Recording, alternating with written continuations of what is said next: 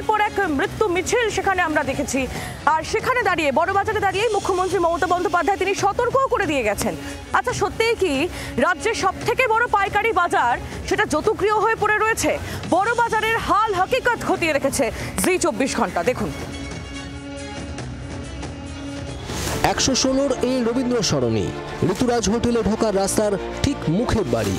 বাড়ির মালিক লোকেশ সারাওয়াগি জি 24 ঘন্টার ক্যামেরা দেখেই কার্যত আতঙ্কিত হয়ে পড়লেন।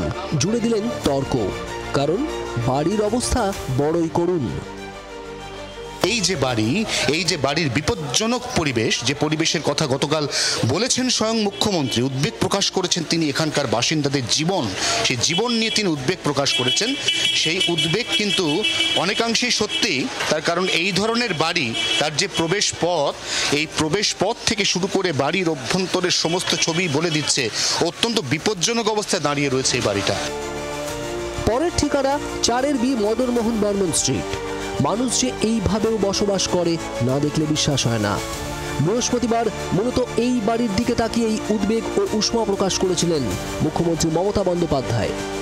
এখানে এক একটা ফ্লোর, এই ঘুপচি ঘরগুলোতে একটা করে আলাদা অফিস, আবার এর ঠিক ওপরের ফ্লোরে একাধিক বাড়ি যেখানে বাসিন্দারা রয়েছেন। তাহলে এই বাড়ির মধ্যে কজন বৈধ কজন অবৈধ, কে ভাড়াটে কে বাড়ির মালিক, এটা খুঁজে বার করাই দুষ্কর। অতএব এই খুঁজে বার করার প্রক্রিয়াটা কবে শেষ হবে এবং তারপর এই বাড়িগুলো আদৌ কোনোদিন সংস্কারের ছোঁয়া পাবে কিনা, সেটাই সব থেকে বড় প্রশ্ন। আরো ভয়ঙ্কর দশা মেছুয়া পাইকারি ফলপট্টির। বহুতল জুড়ে তারের জাল। এখানে ছোট্ট একটা স্ফুলিঙ্গই বড় বিপর্যয়ের জন্য যথেষ্ট। এই অবস্থায় মেছুয়ায় এই পাইকারি ফল বাজার বা ফলপট্টি, সেখানে প্রতিদিন গড়ে অন্ততপক্ষে 15 থেকে 20 হাজার মানুষের যাতায়াত। কত দোকানদার, কত বিক্রেতা, কত হোলসেলার, এরা প্রত্যেকে এইভাবে এইখানে জীবনের ঝুঁকি নিয়েই রয়েছেন বছরের পর বছর।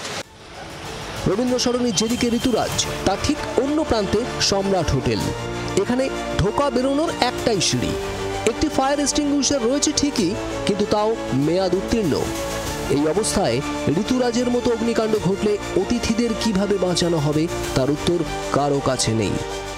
মহাত্মা গান্ধী রোডে অবস্থিত সম্রাট হোটেলের সবকটা ঘরে যদি বোর্ডার থাকতে শুরু করেন, তাহলে সেই সংখ্যাটা কমপক্ষে দাঁড়াবে 110 থেকে 115। এই যে সরু সিঁড়িটা, দুদিকে হাত বাড়ালেই ছোঁয়া যাচ্ছে, সেই সিঁড়ির মধ্যে বিভিন্ন জায়গায় পলেস্তারা খসে খসে পড়ছে। এটাই হচ্ছে এই হোটেলের ঢোকা, ওঠা, নামা এবং বেরোনোর এক এবং অদ্বিতীয় রাস্তা। অন্য কোনো রাস্তা নেই।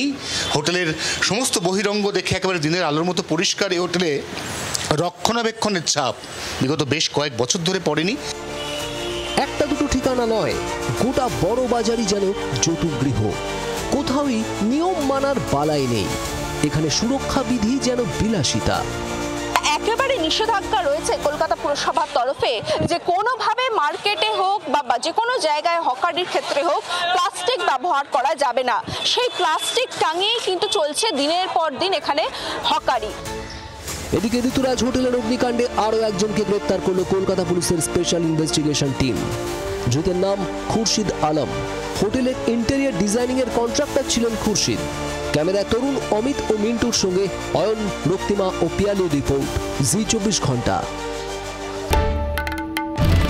বাংলার আওয়াজ, বাঙালির আবেগ, জি 24 ঘন্টা।